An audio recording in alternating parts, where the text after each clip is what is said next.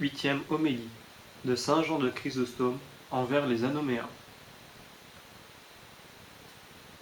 Hier, nous revînmes du combat et de la lutte contre les hérétiques.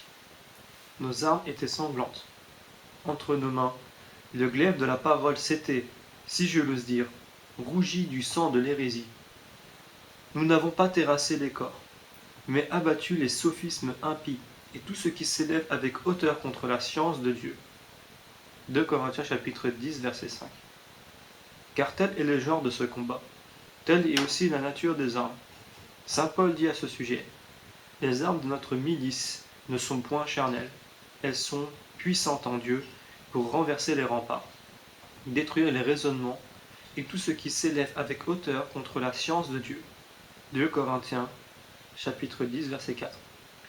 Il faudrait raconter à ceux qui étaient absents les péripéties d'hier, l'ordre de bataille, la mêlée, la victoire, les trophées. Mais pour ne pas favoriser votre négligence, je veux passer outre. Vous qui étiez absents, soyez plus diligents à l'avenir, afin de récupérer ce que vous avez perdu par votre absence. Maintenant, nous allons continuer.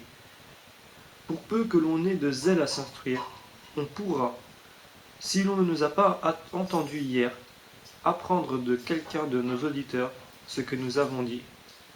Rien ne sera plus facile, car telle fut l'attention des assistants, qui se retirèrent, emportant toutes mes paroles dans leur cœur, sans en rien laisser perdre.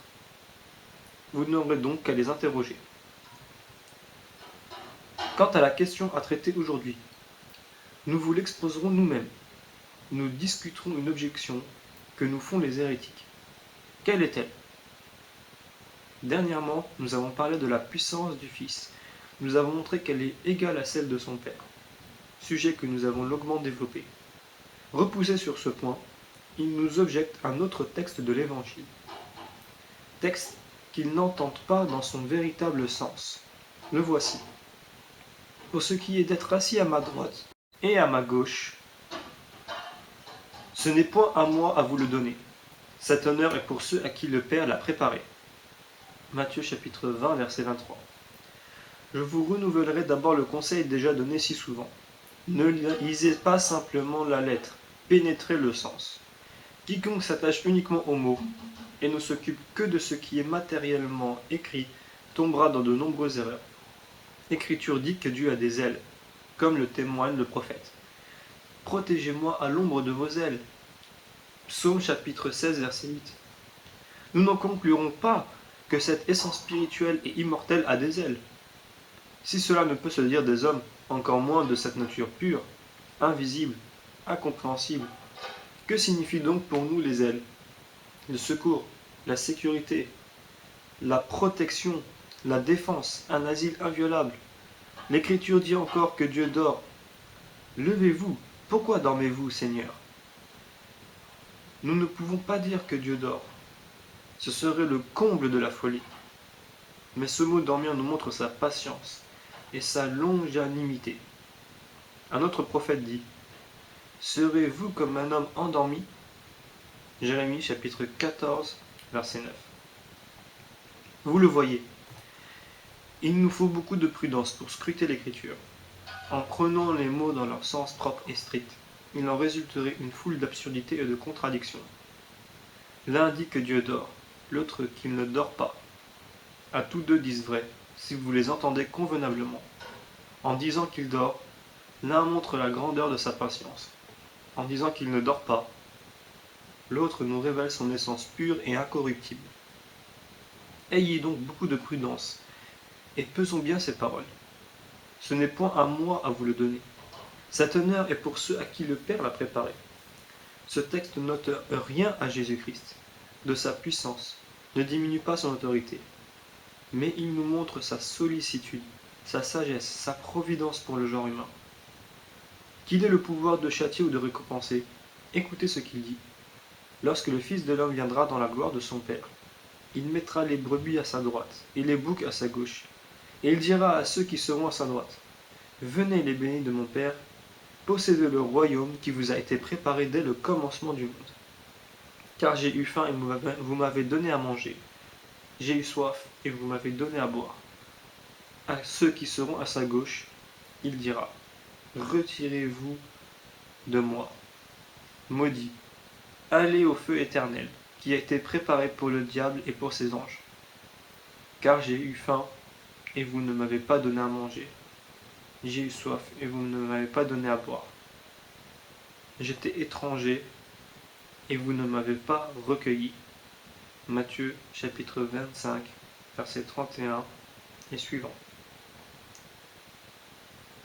Voyez-vous comment il juge avec autorité, comment il honore ou châtie, couronne ou punit, comment il introduit les uns dans le royaume céleste et précipite les autres en enfer. Admirez ici sa sollicitude pour nous. En s'adressant aux élus, il dit, venez, les baies de mon Père, possédez le royaume qui vous a été préparé dès le commencement du monde. Aux damnés, il ne dit pas, retirez-vous de moi, maudit, allez au feu qui vous a été préparé, mais qui a été préparé pour le diable. J'ai préparé le royaume pour les hommes, dit-il. L'enfer, au contraire, je l'ai préparé, non pour les hommes, mais pour le démon et ses anges. Si vous menez une vie telle que vous méritez d'être damné, vous pourrez vous l'imputer justement. Voyez quelle touchante bonté. Et les athlètes n'existent pas encore. Les couronnes et les récompenses sont déjà prêtes. Possédez, dit-il, le royaume qui vous a été préparé dès le commencement du monde. Même instruction à recueillir de la parabole des 10 vierges. À l'arrivée de l'époux, les folles disent aux sages, donnez-nous de votre huile.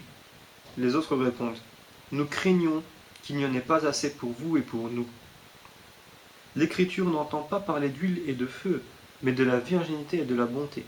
Le feu est le symbole de la virginité, l'huile celle de l'aumône. Ce passage signifie que la virginité doit être accompagnée de charité, sans quoi le salut des vierges est incertain. Mais qui sont ces vendeurs d'huile? Qui, sinon les pauvres? Ils donnent plutôt qu'ils ne reçoivent.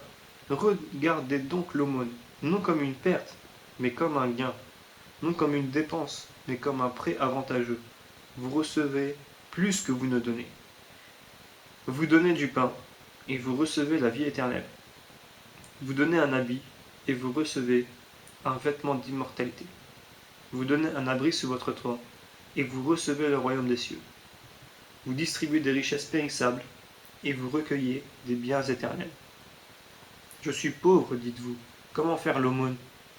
C'est surtout dans la pauvreté que vous pouvez faire l'aumône. Le riche, enivré par l'abondance de ses biens, en proie à une fièvre ardente, tourmenté d'une avarice insatiable, brûle d'augmenter sa fortune. Le pauvre, délivré de toutes ses maladies, donne plus facilement de ce qu'il a. Car d'après la pureté d'intention, et non d'après les biens donnés crus, se mesure l'aumône. La veuve de l'Évangile donne 2 oboles, et l'emporte, par sa charité, sur les plus opulents. Une autre veuve n'avait qu'une poignée de farine et un peu d'huile. Elle reçut néanmoins, et nourrit le prophète dont l'âme était aussi élevée que le ciel. Ainsi, la pauvreté ne fut un obstacle, ni à l'une, ni à l'autre. N'apportez donc pas de vaines, d'inutiles excuses. Dieu ne demande pas des largesses abondantes, mais une volonté généreuse. L'aumône se mesure, non d'après le don, mais d'après l'intention. Vous êtes pauvre et le plus pauvre de tous les hommes, mais vous n'êtes pas plus indigent que cette veuve qui l'emporta de beaucoup sur les riches. Vous manquez vous-même de nécessaire, mais vous n'êtes pas plus dénué que la veuve de Sidon. Réduite à la dernière extrémité, attendant la mort, entourée de ses enfants, elle donne cependant ce qui lui reste. Et dans cette extrême indigence, elle acquiert d'immenses richesses. Sa main fut comme une herbe, son urne comme un pressoir, et du dénuement, elle fit sortir l'abondance. Revenons à notre parabole pour ne pas tomber dans les discrétions sans fin. À l'arrivée de l'époux, les vierges tenaient donc le langage que je vous ai rapporté. Les sages envoyaient les autres chez les vendeurs, mais ce n'était plus le temps d'acheter de l'huile. On ne fait pas sa provision qu'en cette vie. Une fois ce monde quitté et le théâtre fermé, il n'y a plus ni remède, ni pardon, ni excuse pour les actions passées. Le châtiment seul reste. C'est ce qui arriva alors. Quand vint l'époux, les vierges sages entrèrent avec leurs lampes. Les autres, se trouvant en retard, frappèrent à la porte et entendirent cette effroyable parole. Retirez-vous, je ne vous connais pas. Vous voyez encore ici comment Jésus-Christ honore ou châtie, couronne ou punit, reçoit ou rejette. C'est lui qui porte les deux sentences. La même vérité se prouve par les paraboles de la vigne et des talents. Le Seigneur reçoit les bons serviteurs et les combles d'honneur pour l'autre. Il se fait lier et jeter dans les ténèbres extérieures. Que répondent les hérétiques? Rien de sensé. Il a, disent-ils, le pouvoir de châtier et de couronner, de punir et de récompenser. Mais pour le trône du ciel, pour cet honneur suprême, il ne peut le donner. Si je vous prouve que rien n'a été soustrait à son jugement, cesserez-vous cette controverse téméraire? Or, écoutez le Christ lui-même. Le Père ne juge personne. Il a donné tout jugement au Fils. Jean chapitre 5, verset 22.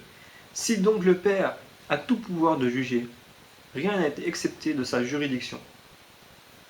Celui de qui tout jugement relève est maître, à l'égard de tous, de récompenser et de couronner. Ces mots, il a donné, ne doivent pas être pris dans leur sens propre. Le Père n'a pas donné à quelqu'un qui n'avait pas. Il n'a pas engendré une personne imparfaite à qui il aurait fait ce don plus tard. Il a engendré le Fils parfait, infini. Si Jésus-Christ se sert de cette expression, c'est pour exclure des dieux engendrés, distinguer le fruit de la racine, et non pour faire croire à un perfectionnement successif. Ailleurs, on lui demande, « Vous êtes donc roi ?» Jean chapitre 18, verset 37. Il ne répond pas. J'ai reçu la royauté, ni la royauté m'a été donnée plus tard, mais c'est pour cela que je suis né. S'il est né roi, à plus forte raison est-il juge et arbitre, car il appartient au roi de juger, de décider, d'honorer, de punir. D'autres textes nous prouvent aussi que c'est à lui de donner les récompenses célestes. Quand je vous aurai montré le plus saint des hommes couronné par le Fils, quelle excuse aurez-vous encore? Quel est donc cet homme? Quel autre, sinon ce faiseur de tentes, ce docteur des nations, qui a parcouru la terre et la mer, comme avec des ailes, ce vase d'élection, ce paranarque du Christ, ce fondateur de l'Église, architecte sage, héros, athlète, soldat, qui a laissé par toute la terre des monuments de sa vertu, qui a été ravi au troisième ciel, qui a connu les mystères ineffables de Dieu, qui a entendu des choses que la langue de l'homme ne peut raconter, qui a reçu des grâces abondantes et supporté d'immenses travaux, qu'il ait travaillé plus que tous les autres. Il le dit lui-même. Écoutez-le. J'ai travaillé plus que tous les autres. 1 Corinthiens chapitre 15 verset 10. S'il en est ainsi, sa couronne sera aussi plus belle, car chacun recevra sa récompense selon son travail. Si sa couronne est plus brillante que celle des autres apôtres, et personne n'égale les apôtres qu'il surpasse lui-même, il est évident qu'il jouira de l'honneur suprême et de la prééminence. Or, qui le couronnera? Écoutez, j'ai bien combattu, j'ai achevé ma course, j'ai gardé la foi. Il me reste à attendre la couronne de la justice, que Dieu, comme un juge de juges, me rendra en ce jour. 2 Timothée chapitre 4 verset 7. Le Père ne juge personne, mais il a donné tout jugement au Fils. Jean chapitre 5 verset 22. La même chose se prouve par ce qui suit. Non seulement à moi, mais encore à tous ceux qui aiment son avènement. 2 Timothée chapitre 4 verset 8. L'avènement de qui? Poursuivons. La grâce de Dieu apparut salutaire à tous les hommes. Elle nous a appris que, renonçant à l'impiété et aux passions mondaines, nous devons vivre dans le siècle présent avec tempérance, justice et impiété, attendant la béatitude que nous espérons, et l'avènement glorieux du grand Dieu, notre Sauveur, Jésus-Christ. Tite, chapitre 2, verset 11. Notre lutte contre les hérétiques est terminée. Nous avons élevé des trophées et remporté une brillante victoire. Par tout ce qui a été dit, nous avons montré que le Fils honore et châtie, qu'à lui appartient tout jugement, qu'il couronne et récompense les plus saints, et que dans les paraboles, il s'attribue ce double pouvoir. Il nous reste à répondre aux difficultés de nos frères et à montrer pourquoi il a dit « Ce n'est point à moi à vous le donner ». Plusieurs sans doute se posent cette question. Pour résoudre le problème et dissiper toute inquiétude dans votre esprit, suivez-moi attentivement. Le plus difficile me reste à traiter. Ce n'est pas la même chose de combattre ou d'enseigner, de terrasser un ennemi ou de relever un frère. Il faut beaucoup de zèle pour raffermir ceux qui chancellent et rétablir la tranquillité dans les esprits troublés. Quand mes paroles ne vous étonnent point, si je dis que ce n'est ni au Fils ni même au Père, et je le proclame à haute voix, non, ce n'est ni au Fils ni au Père à régler les degrés de la gloire. Car si ce droit est au Fils, il est aussi au Père. S'il est au Père, il est aussi au Fils. Voilà pourquoi le Seigneur ne dit pas simplement « Ce n'est pas à moi à le donner ». Il dit « Ce n'est pas à moi à le donner, mais à ceux à qui mon Père l'a préparé ». Il montre que c'est ni à lui, ni au Père, mais à d'autres. Que signifie donc ce test? Votre trouble augmente, votre doute grandit, votre anxiété redouble.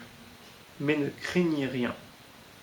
Je ne me retirerai pas que je ne vous ai donné la solution. Permettez-moi de reprendre d'un peu plus haut. Autrement, je ne pourrais traiter assez clairement toute la question. Que signifie donc ce texte? Jésus allant à Jérusalem. La mère des fils de Zébédée, Jacques et Jean, s'approche avec ses enfants et dit « Faites que mes deux fils soient assis l'un à votre droite, l'autre à votre gauche. » Matthieu chapitre 20, verset 20. D'après un autre évangéliste, ce sont les fils qui font cette demande à Jésus-Christ. Il n'y a cependant aucune contradiction. Mais il ne faut rien négliger. La mère ayant commencé à effrayer la voix, les fils firent la même demande, parlant sans savoir ce qu'ils disaient. Quoique apôtres très imparfaits, comme les petits des oiseaux encore dans le nid, et couverts à peine d'un léger duvet. Il faut que vous le sachiez. Avant la passion, ils étaient d'une profonde ignorance. Aussi Jésus-Christ les réprimandait-il souvent. Vous avez si peu d'intelligence, vous ne comprenez pas encore que je ne parlais pas du pain en disant « Gardez-vous du levain des pharisiens ». Matthieu chapitre 16, verset 11. J'ai beaucoup de choses à vous dire, mais vous ne pouvez les porter maintenant. Jean chapitre 16, verset 12. Non seulement ils ne pénétraient pas les mystères, mais souvent la crainte, la timidité, leur faisaient oublier ce qu'ils avaient appris. C'est ce que Jésus-Christ leur reproche. Aucun de vous ne me demande « Où allez-vous » Mais parce que je vous dis cela, la tristesse a rempli votre cœur. Et ailleurs, il vous rappellera et enseignera tout. Jean chapitre 14, verset 26. Dit-il en parlant du Saint-Esprit. Il ne dirait pas « Il vous rappellera » s'il n'avait oublié beaucoup de choses. Ceci n'est pas une simple conjecture. Saint Pierre, qui tantôt confesse courageusement, tantôt oublie tout, nous le prouve clairement. Il a dit « Vous êtes le Christ, Fils du Dieu vivant ». Matthieu chapitre 16, verset 16. Et pour cela, il est appelé bienheureux. Un peu après, il commet un péché tel qu'il est traité de Satan. Retirez-vous de moi, Satan. Vous m'êtes un sujet de scandale, parce que vous ne goûtez pas les choses de Dieu, mais celles des hommes. Matthieu chapitre 16, verset 23. Quoi de plus imparfait? Ne pas goûter les choses de Dieu, mais celles des hommes. Jésus-Christ parlait de sa passion et de sa résurrection. Pierre, ne comprenant ni la profondeur de ses paroles, ni ses dogmes ineffables, ni le salut annoncé à toute la terre, lui dit à part « À Dieu ne plaise, Seigneur, cela ne vous arrivera pas. » Voyez-vous que les apôtres ne connaissaient rien de certain au sujet de la résurrection? L'évangéliste nous l'indique ainsi. Ils ne savaient pas encore qu'ils devaient ressusciter d'entre les morts. Jean chapitre 20, verset 9. S'ils ignoraient cette vérité, à plus forte raison les autres mystères, par exemple, ceux qui regardent le royaume de Dieu, les prémices de notre nature, l'ascension dans les cieux, ils rampaient encore à terre. Ils manquaient d'elle pour prendre leur essor vers les cieux. Ils étaient pénétrés de cette idée que leur maître régnerait bientôt à Jérusalem. Ils ne savaient rien de plus. Un autre évangéliste nous le déclare. Ils croyaient, dit-il, que sa royauté approchait, royauté purement humaine selon eux. Et ils pensaient que Jésus-Christ allait à l'Empire et non à la croix, et à la mort. Après l'avoir entendu dire 100 fois Ils ne pouvaient le comprendre. Trop grossiers pour comprendre clairement ces sublimes vérités. Ils supposaient que Jésus-Christ allait prendre possession de ce royaume temporel, qu'il régnerait à Jérusalem. Croyant le moment arrivé, les fils de Zébédée s'approchent de lui sur la route et lui adressent leurs demandes. Ils se séparent des autres disciples, comme si déjà ils étaient à la tête des affaires. Et ils demandent la prééminence, la place d'honneur. Ils croyaient que la fin était proche, que tout était achevé et que le temps était venu de distribuer les couronnes et les récompenses. Ce n'est pas une conjecture que je fais, ni une simple probabilité que j'énonce. Jésus-Christ lui-même, qui connaît les secrets des cœurs, va nous le déclarer. Écoutez ce qu'il leur répond. Vous ne savez pas ce que vous demandez. Quoi de plus clair? Ils ne savaient pas ce qu'ils demandaient. Ils lui parlaient de couronne, de récompense, de prééminence, d'honneur, avant d'avoir combattu. Par ces paroles, vous ne savez ce que vous demandez. Jésus-Christ nous indique deux choses. La première, c'est que les fils de Zébédée parlent d'un royaume dont Jésus-Christ n'avait rien dit, car il ne s'agit pas de ce royaume temporel et terrestre.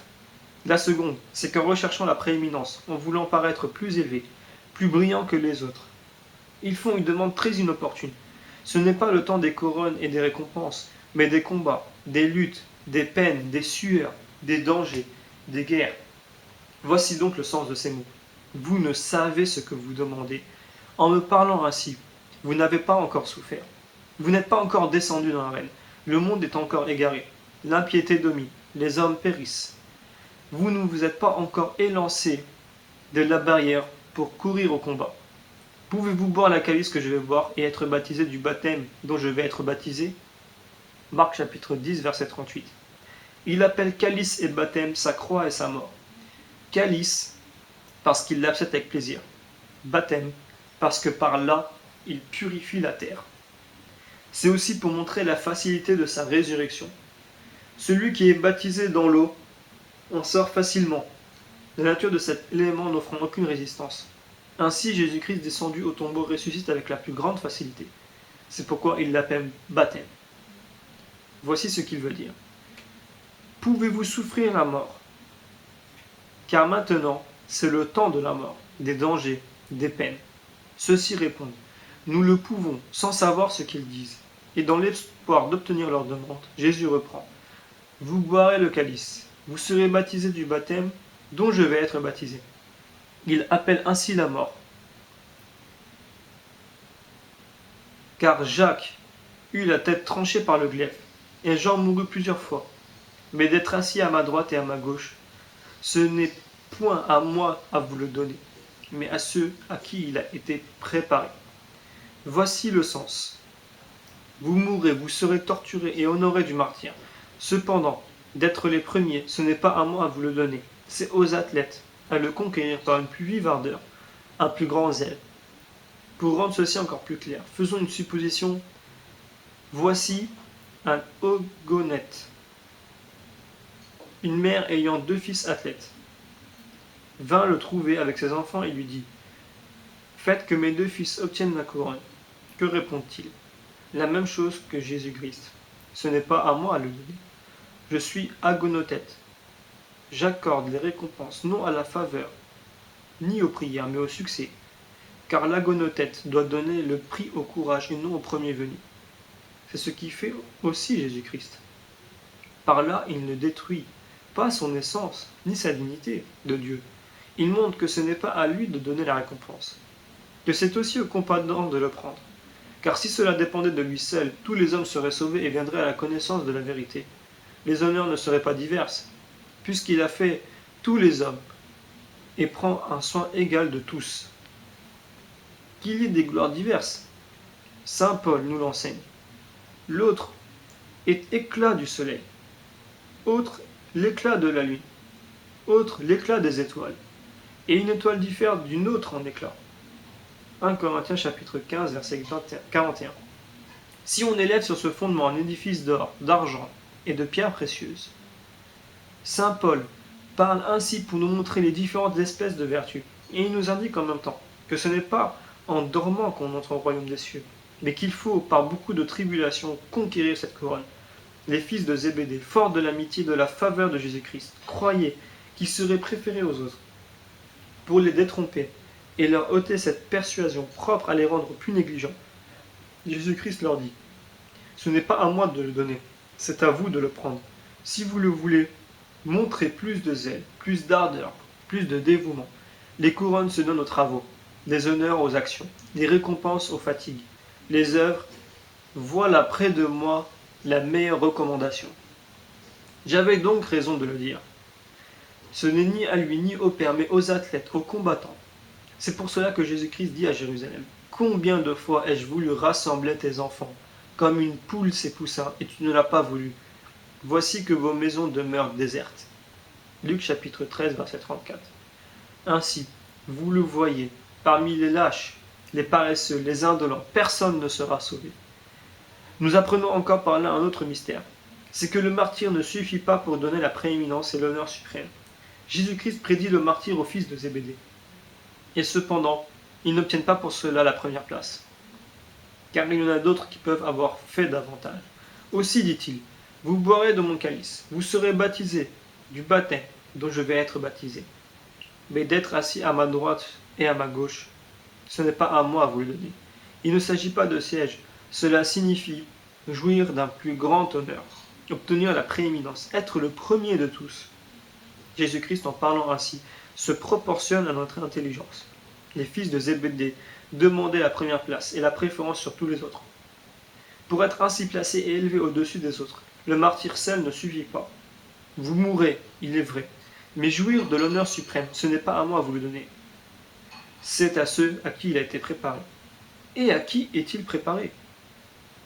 Voyons quels sont ces heureux, 3 fois heureux, qui obtiennent cette brillante couronne. Qui sont-ils et comment arrivent-ils à cette gloire? Écoutez, les 10 apôtres étaient irrités contre les fils de Zébédée, qui, séparés des autres, voulaient s'emparer des premières places. Voyez comment Jésus-Christ corrige les passions des uns et des autres. Il les appelle et leur dit, les maîtres des nations leur commandent avec empire. Leurs princes ont un pouvoir absolu sur elles. Il ne doit pas en être de même parmi vous, mais quiconque veut devenir le premier, qui se fasse le dernier de tous. Marc chapitre 10, verset 42. Vous le voyez, ils voulaient être le premier, les plus grands et les plus haut placés, et pour ainsi dire, les princes des apôtres. Pour réprimer leur ambition et manifester leur dessein, Jésus-Christ dit, quiconque veut devenir le premier, qui se fasse le serviteur de tous. Si vous désirez la première place et la dignité suprême, prenez la dernière place, soyez les plus petits, les plus humbles. Abaissez-vous au-dessous de tout. C'est la vertu qui donne cet honneur. Ce qu'il prouve aussitôt et surabondamment par un exemple. Le Fils de l'homme n'est pas venu pour être servi, mais pour servir, et donner sa vie pour la rédemption de plusieurs. Voilà ce qui rend illustre et glorieux. Regardez-moi, dit-il, je n'ai pas besoin d'acquérir de la gloire ni de l'honneur. Cependant, j'ai voulu faire beaucoup de bonnes œuvres. Avant son incarnation et ses abaissements, tout était corrompu et périssait. Par ses humiliations, il releva tout. Il chassa la malédiction, détruisit la mort, nous rendit le paradis, ôta le péché, ouvrit les portes du ciel, fit renaître la piété sur la terre, bannit l'erreur, ramena la vérité, plaça nos prémices sur le trône royal et nous accorda des biens innombrables que ni moi, ni tous les hommes ne pourrions raconter. Avant ses abaissements, les anges seuls le connaissaient. Après, tous les hommes le connaissent. Vous le voyez, l'humilité ne diminue pas la splendeur du Fils de Dieu. Il en résulte au contraire pour nous des biens innombrables, et pour lui une gloire plus brillante. Si pour un Dieu infini, ne manquant de rien, l'humilité a produit un si grand bien, lui a procuré plus de serviteurs, et a augmenté son royaume, pourquoi craindre en vous, humiliant, de vous abaisser? Alors vous serez grand, élevé, brillant, illustre, quand vous vous mépriserez vous-même, quand vous dédaignerez les premières places, quand vous ne fuirez pas les humiliations, ni les dangers, ni la mort, quand vous serez soumis, dévoué à tous, et prêt à tout faire et à tout endurer. Pénétrez de ces sentiments, mes bien-aimés, recherchons l'humilité avec empressement. Les injures, les affronts, les déshonneurs, les outrages, supportons tout avec joie, car rien n'est plus capable que la vertu d'humilité, de nous élever, de nous combler d'honneur et de gloire, de nous exalter. En pratiquant cette vertu, puissions-nous obtenir les biens promis par la grâce et la bonté de notre Seigneur Jésus-Christ, à qui, avec le Père et le Saint-Esprit, soit la gloire, l'honneur, l'adoration, maintenant et toujours, et dans les siècles des siècles. Amen.